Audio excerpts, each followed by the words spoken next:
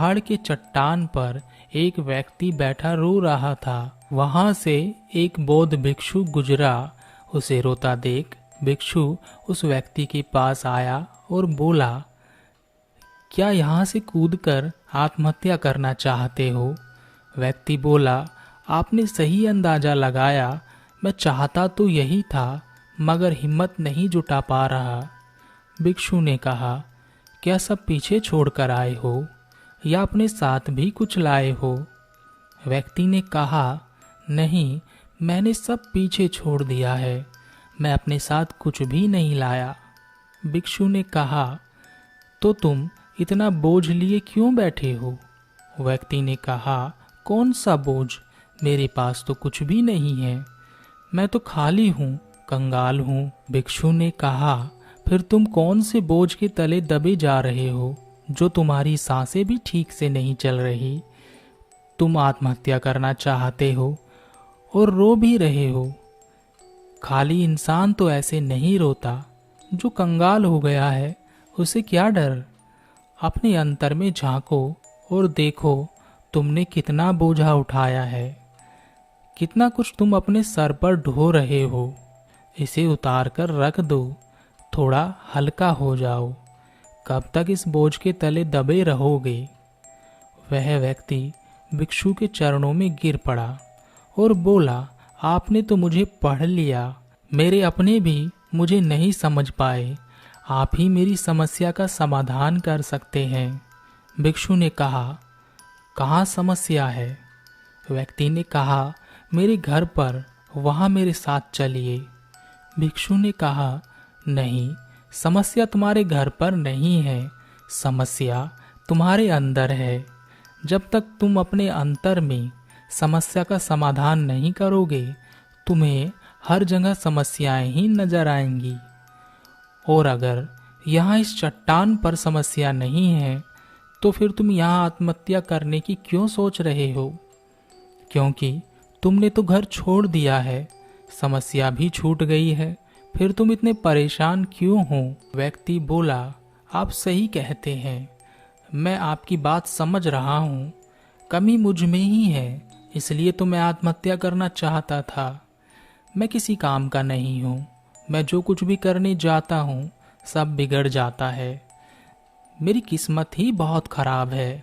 भिक्षु ने कहा, ठीक है, मुझे बताओ कि क्या खराबी है तुम्हारी किस्मत में?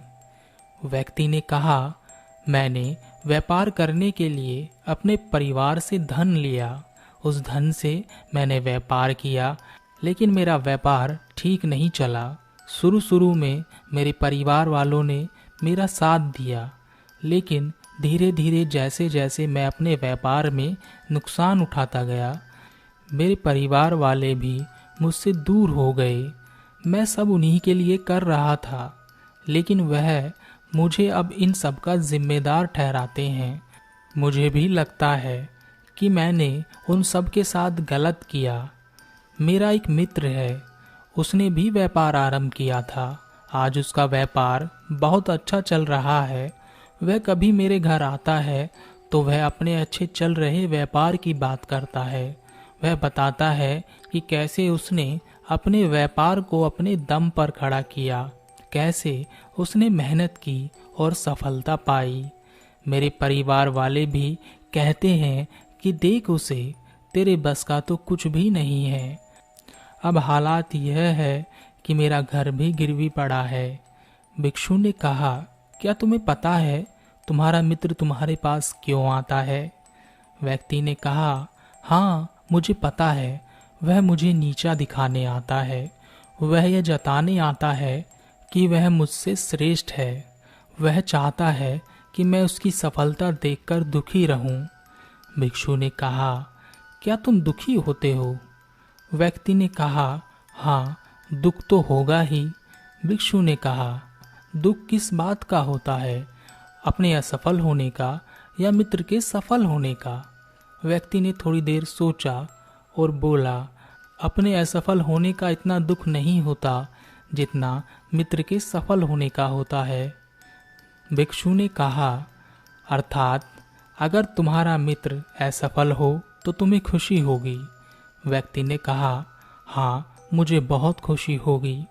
भिक्षु ने कहा, अर्थात तुम्हारी खुशी तुम्हारे मित्र के ऊपर निर्भर करती है।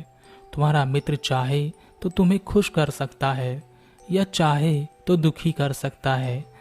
तुम स्वयं से तो ना खुश हो सकते हो और ना ही दुखी हो सकते हो। तुम अपने मित्र के गुलाम हो गए हो। तुम्हारी समस्या का कोई समाधान नहीं है, क्योंकि तुम्हारी खुशियाँ और तुम्हारे दुख दूसरों के व्यवहार से आते हैं। तुम्हारे स्वयं के कर्म से तो कुछ नहीं आ रहा। व्यक्ति बोला, ऐसा ना कहें, मुझे आपसे बहुत आशा है। भिक्षु ने कहा, जब हम दूसरों से आशा बांध लेते हैं तब हम दूसरों पर निर्भर हो जाते हैं। अगर मैं तुम्हें कोई रास्ता ना दूं तो तुम दुखी रह जाओगे, और अगर कोई रास्ता दूं तो शायद तुम्हें कुछ मिल जाए। लेकिन अगर आशा तुम अपने से बांधोगे तो तुम्हें सफलता अवश्य मिलेगी।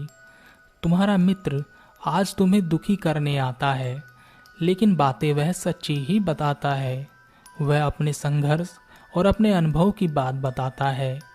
उसके अनुभव और अपनी बुद्धि का उपयोग करो, उसके संघर्ष का उपयोग करो। दुखी होने की जगह खुशी मनाओ कि तुम्हें घर बैठे कुछ अनुभव मिल रहे हैं। संघर्ष करो, हार मत मानो, कर्म करते जाओ। बुरे से बुरा वक्त या अच्छे से अच्छा वक्त दोनों ही गुजर जाते हैं, लेकिन यह दोनों वक्त देखने के लिए जीवित रहना जरूरी है। और जब तुम्हारा अच्छा वक्त शुरू होगा तब तुम्हारा मित्र तुम्हें अपनी सफलताओं की कहानी नहीं बताएगा, वह अपनी असफलताओं की कहानी बताएगा, ताकि तुम गलत निर्णय ले सको। तब भी अपनी ही बुद्धि का उपयोग करना। उस समय भी वह तुम्हें दुखी करने आएगा, क्योंकि उसे भी उतना ही मजा आता है तुम्हें दुखी देखने में जितना कि तुम्हें आता है उसे दुखी देखने में। व्यक्ति ने कहा, आप सही कहते हैं, मेरे जीवन को मैं नहीं चला रहा, दूसरे ही इसमें सुख और दुख भर रहे हैं। लेकिन क्या अपनों के लिए कुछ करना गलत है? मैं अपने परिवार के लिए अच्छा करना चाहता था, लेकिन वह परिवार ही अब मेरे साथ नहीं है। भिक्षु ने कहा, तुम सांत्वना चाहते हो। वास्तव में इस दुनिया में सब सांत्वना ही चाहते हैं। वह चाहते हैं कि हम कुछ करें तो लोग उसकी प्रशंसा करें। प्रशंसा ना होने पर हम दुखी हो जाते हैं। हमें लगता है कि सब मतलबी है। लेकिन अगर तुम किसी को अपना परिवार मानते हो और उसके लिए कुछ करना भी चाहते हो, तो तुम्हें ऐसा क्यों लगता है कि तुम दूसरों के लिए कर रहे हो?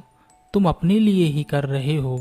अगर तुम्हें लगा कि तुम दूसरों के लिए कर रहे हो तो तुम दुखी ही रहोगे, और तुम्हें लगा कि तुम अपने लिए कर रहे हो तो तुम खुश रहोगे। जब तुम केवल अच्छा करने के लिए करते हो, तब तुम्हें सांत्वना की जरूरत नहीं पड़ती। व्यक्ति ने कहा, आप सही कहते हैं, मैं समझ गया हूँ। अब तक मेरी किस्मत दूसरों के हाथ में थी तो खराब थी। अब मैं अपनी किस्मत अपने हाथ में रखूंगा। अब यह अच्छी हो या खराब हो, मैं हार नहीं मानूंगा। फिर भी क्या आप मुझे कुछ दे सकते हैं? जब मेरे जीवन का सबसे बुरा वक्त हो तब मेरा साथ निभा सके। भिक्षु हंसा और कहा, यह छोटा सा बक्सा मैं तुम्हें देता हूँ, इसे हमेशा अपने पास रखना। इसमें एक ऐसा राज है जो तुम्हें बड़े से बड़े दुख से बाहर निकाल लेगा। लेकिन इसे तभी खोलना जब तुम्हारी जिंदगी में कोई राह ना रह जाए और तुम्हें लगे कि सब व्यर्थ है, मेरी बातें भी व्यर्थ हैं, यह दुनिया व्यर्थ है, यहाँ रहना भी व्यर्थ है। वह व्यक्ति उस बक्से को लेकर चला गया।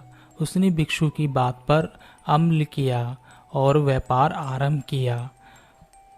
उसका व्यापार अच्छा चला, उसका जीवन भी अच्छा बीत रहा था। परिवार वाले भी उसके साथ आ गए थे। अब वह जो कुछ भी कर रहा था सब अपने लिए ही कर रहा था। भूतकाल का रोना भी वह छोड़ चुका था। भविष्य काल की चिंता भी वह नहीं करता था। वर्तमान को सुधारने में लगा रहता था। लेकिन वक्त बदलता है। अच्छा समय हमेशा नहीं रहता, बुरा समय हमेशा नहीं रहता। उसका अच्छा समय भी समाप्त हो गया। उसके राज्य पर किसी राजा ने चढ़ाई कर दी। उसका घर तबाह हो गया, व्यापार तबाह हो गया। उसे अपने परिवार के साथ वहां से भागना पड़ा। उसके पास खाने के लिए भी पैसे नहीं थे। भूख से उसके माता पिता की मृत्यु हो गई। वह अपने पत्नी और एक छोटे भाई और 2 बच्चों को लेकर इधर उधर भटक रहा था। उसके बच्चे बीमार थे, उसे पैसा चाहिए था, लेकिन उसके पास कुछ भी नहीं था।